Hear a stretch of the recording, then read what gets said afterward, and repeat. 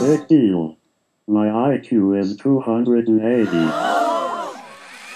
Stephen Hawking, the world's smartest man. P3. Topic 5. Lesson 4. An electron gun. By the end of this lesson, you should be able to describe the process of thermionic emission, electrons, boiling off hot metal filaments. Explain how an electron gun, with heated cathode and accelerating anode, produces a beam of electrons, which is equivalent to an electric current. Explain the factors that affect the deflection of an electron beam or a stream of charged particles by an electric field between charged metal plates. A neutral atom can be thought of as a positive ion and a negative outer electron. Raise the temperature and thermionic emission occurs. The atom is so hot it changes to an ion and emits the electron. This happens when an electric current heats up a metal filament. Electrons are boiled off. Although this occurs in a light bulb filament, you are not aware of the electrons being emitted. Unlike the light from the filament, the electrons cannot pass through the glass bulb. The diagram shows thermionic emission near an anode, positive plate. The electron is attracted and accelerates towards the anode. If the anode has a hole, the electron can pass through it. This principle is used in electron guns.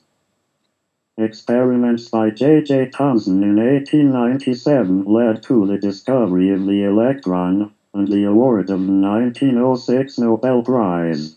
He detected electrons as they landed on a fluorescent screen. The diagram shows one of Thomson's electron guns emitting a beam of electrons, which pass between two charged parallel plates.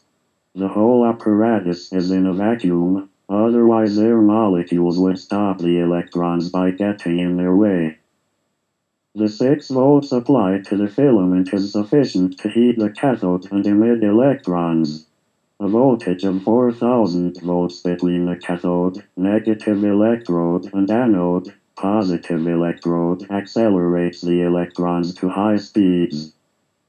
Some electrons pass through the hole and come out as an electron beam on the other side. Parallel charged metal plates create an electric field and deflect these electrons. Since the accelerating anode gives them enough kinetic energy, the electrons make the fluorescent screen glow and show the path of the beam. Changing the voltage between the anode and cathode, or between the deflection plates, affects the path of the electron beam.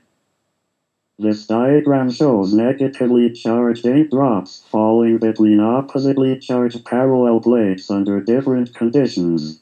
The path of an ink drop bends like an electronic beam. If you're looking for trouble, you've found it. Yeah, just try me, you... Oh!